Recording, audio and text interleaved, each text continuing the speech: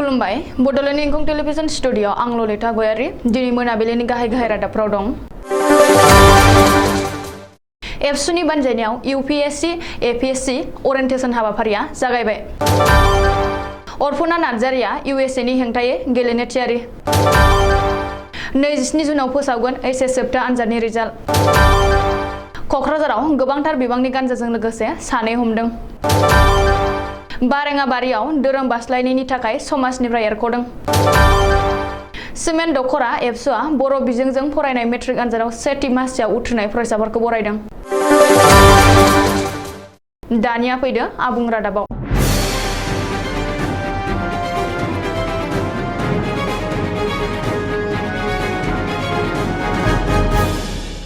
मिरु दुलाराय बर' फरायसा आफाद एबा मिरु एबसुनि बानजायनायाव यूपीएससी एपीएससी आनजादनि थाखाय ओरिएन्टेशन हाबाफारिया दिनैनिफ्राय जागायजेनबाय।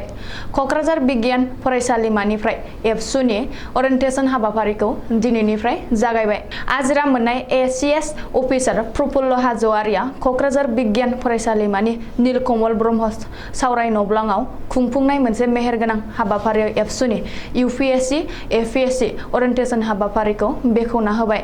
हाबाफारिनि गुबै थांखिखौ फोरमायना होयो एबसुनि आफादगिरि दिपेन बर'आ आरो दिल्लीनि बीकन आईएएस कचिं सेन्टारनि डाइरेक्टर जितेन्द्र कुमार भट्टाचार्यआ। थांखि जानाय आलासि महरै बाहागो लायो। मख'नो गोनांदि एबसुनि बानजायनायाव मोनद' जायगायाव यूपीएससी एपीएससी आनजादनि थाखाय साखाफारा ओरिएन्टेशन हाबाफारि खुंनो आखायाव लादों। बे हाबाफारि बायदियै दिनै क'क्राझार जिल्लानि क'क्राझार बिगियान फरायसालिमायाव जागायजेनो। बेबादिनो 22 जुन खालि चिरां जिल्लानि बिजनीआव, 27 जुन खालि बाक्सा जिल्लानि मुसलपुराव, 28 जुन खालि उदालगुरि जिल्लानि उदालगुरि कलेजाव, 29 जुन खालि सनितपुर जिल्लानि तेजपुराव आरो 30 जुन खालि गुवाहाटीआव लान्ट्रि ओरिएन्टेशन हाबाफारि खुंनो एबसुआ लाहार फाहार खालामदों। मिथिनो हानाय बादिब्ला क'क्राझार बिगियान फरायसालिमायाव खुंफुंनाय ओरिएन्टेशन हाबाफारि बेखेवनाय हाबाफारियाव गोसो गुदुं फरायसाफोरजों लोगोसे एबसुनि दैदेनगिरि आरो सोद्रोमाफ्रा बाहागो लायो। मख'नो गोनांदि एपीएससी यूपीएससी आनजादनि थाखाय मिडियानि गोहोम गोग्लैया। गासैबो फरायसुला फरायसुलिफोरानो एपीएससी यूपीएससी आरो सिविल सार्भिस आनजादनि थाखाय नाजानांगौ होननानै हाबाफारिनि थांखि बेखेवनायजों लोब्बा लाना एबसुनि आफादगिरि दिपेन बर'आ बुंथियो। एबसुनि बानजायनायाव गिबि खेबनि थाखाय खुंनाय ओरिएन्टेशन हाबाफारियाव 1000निबो बांसिन फरायसुला फरायसुलिफ्रा एप्लाइ खालामदों होननानैबो दिपेन बर'आ फोरमायदों। ओरैहाय सिविल सार्भिस आनजादनि थाखाय गासैबो बिजाबफोरजों लोगोसे गियाननि गोबां गोनांथि नांगौ। गासै बिजाबफोरखौनो फरायनो गोनां दं होनना साफ्रोमबो फरायसाफोरखौ थुलुंगाखांहोयो बेखेवगिरि आलासि आजिरा मोननाय एसीएस अफिसार प्रफुल्ल हाज'वारिया। इन्डियान वमेन सेनियर फुटबल टीमाव जायगा मोनबाय अर्पणा नार्जारिया। बड'लेण्डनि क'क्राझार जिल्लानि अर्पणा नार्जारिया इन्डियान सेनियर टीमनि गाहाय स्ट्राइकार महरै सायख'जादों।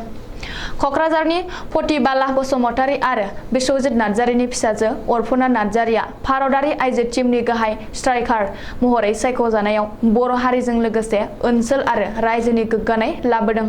अल इन्डिया फुटबल फेडारेशनआ अर्पणा नार्जारिखौ पुणे टीमनिफ्राय इन्डियान सेनियर टीमनि गाहाय स्ट्राइकार महरै सायख'यो। रिपर्ट बादिब्ला बर' फिसा अर्पणा नार्जारिया भारतारि टीमनि जार्सीजों इउरप हादरमानि स्वीडेनआव थांनानै स्वीडेन टीमजों गिबि मेच गेलेखांबाय। मिथिनो हानाय बादिब्ला अर्पणा नार्जारिया हिज बल कन्ट्रलिं, ड्रिब्लिं आरो शुटिंआव जोबोर आखा-फाखा। मख'नो गोनांदि अर्पणा नार्जारिया दासिम इन्डियान टीमनि जानानै साब गेम्सआव गेलेनायजों लोगोसे हिर' इन्डिया लीगआव जोबोर मोजां गेलेना दिन्थिफुंनो हादों। बबेखानि अर्पणा नार्जारिया जाहाथे स्वीडेनावबो गावनि मोजां गेलेनायखौ दिन्थिफुंनो हायो बेनि थाखाय बर' हारिजों लोगोसे रायजोनि गासैबो जोलुर मोजां मोनग्राफ्रा बोर सारस्रिहरदों। हायार सेकेन्डारि जोबथा आनजादनि रिजाल्टनि खालारखौ फोसावबाय। गिबि मन्थ्रि डक्टर हिमन्त बिश्व शर्माया दिनै फुङाव टुइटाराव टुइट खालामनानै फोसावदों एचएस जोबथा आनजादनि रिजाल्ट होगोन खालारखौ। गिबि मन्थ्रिया टुइट खालामनाय बादिब्ला फैगौ 27 जुन एबा समबारखालि फुंनि 9 रिंगायाव आसाम हायार सेकेन्डारि एडुकेशन काउन्सिलजों खुंजानाय एचएस जोबथा आनजादनि रिजाल्टखौ होगोन। बेजों लोगोसेनो गिबि मन्थ्रिया टुइटाराव टुइट खालामनानै देग्लाय एचएस जोबथा आनजाद लिरनाय फरायसा फरायसुलिफोरखौ हामबाय हरदों। मख'नो गोनांदि गिबि मन्थ्रिया दिनै एचएस जोबथा आनजादनि रिजाल्ट फोसावगोन खालारखौ टुइट खालामना फोसावनायनि सिगां आसाम हायार सेकेन्डारि एडुकेशन काउन्सिलनि एग्जाम कन्ट्रलार पंकज बरठाकुरा फैगौ 30 जुन खालि एचएस जोबथा आनजादनि रिजाल्ट फोसावनो हागौ होनना फोरमायदोंमोन।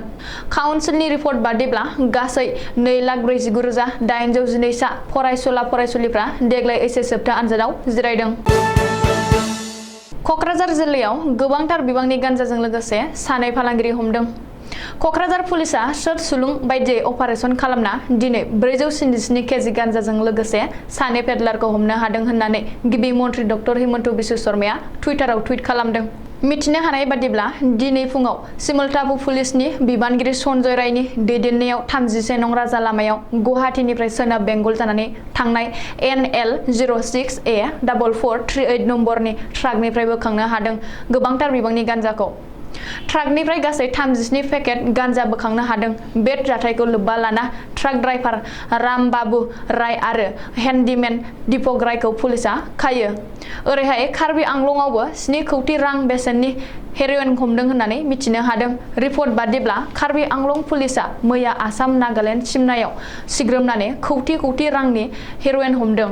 बबेखानि नागालेण्डनिफ्राय ड्राग्स कनसाइनमेन्ट लाबोनायनि बागै खौरां मोननायनि उनावनो बकासाननि एसडिपि एजन दासनि दैदेननायाव पुलिस बिफाना सिग्रोमनानै 7 कौटि रांनि हेर'इनजों लोगोसे सानै सुबुंखौ हमनो हायो होननानै खौरां मोनदों। खृष्टान धोरोम नागारनानै बाथौ धोरोमखौ लाफिननायाव दाय जादों बाक्सा जिल्लानि बारेङाबारि गामिनि मोनसे नखरा। बारेङाबारिनि लुकास बसुमतारीनि नखरा थांनाय बैसाग दानाव खृष्टान धोरोम नागारनानै बाथौ धोरोम लादोंमोन। धोरोम सोलायनायनि उननिफ्रायनो एबा थांनाय बैसाग दाननिफ्रायनो गामिनि रावबो सुबुङा थाङाखै लुकास बसुमतारीनि न'आव।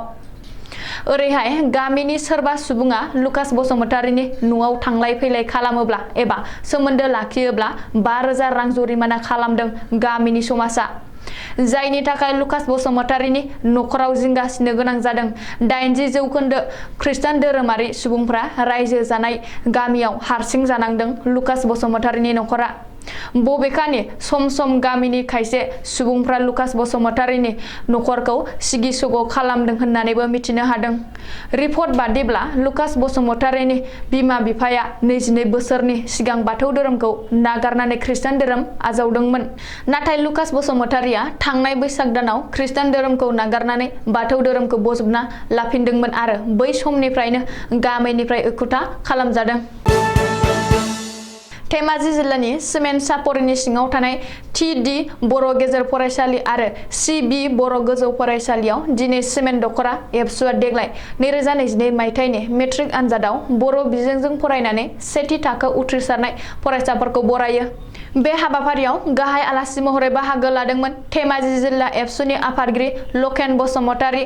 आलासि महरै बाहागो लादोंमोन धेमाजि जिल्ला एबसुनि बोसोनगिरि हिरनय सरगयारी। सिमेन्ट दख'रा एबसुनि आफादगिरिजों लोगोसे गासै मावथि आरो गंनै फरायसालिनि फरायसाफोरजों लोगोसे दिथागिरि बिथांमोनहा बाहागो लादोंमोन। दिनैनि रादाबा एसेनोसै। गोजोन्थों।